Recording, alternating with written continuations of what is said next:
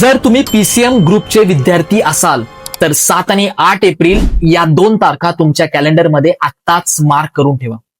सीईटीची परीक्षा जशी जेई आणि नीट सारखी टफ होणार आहे. तुमचा अभ्यास झालाय पण सराव आहे का? फक्त कमेंट करा सीईटी 2026 आणि मी तुम्हाला mstcet.in च्या प्री MST CET 2026 च्या टेस्टची लिंक डायरेक्ट डीएम करणार.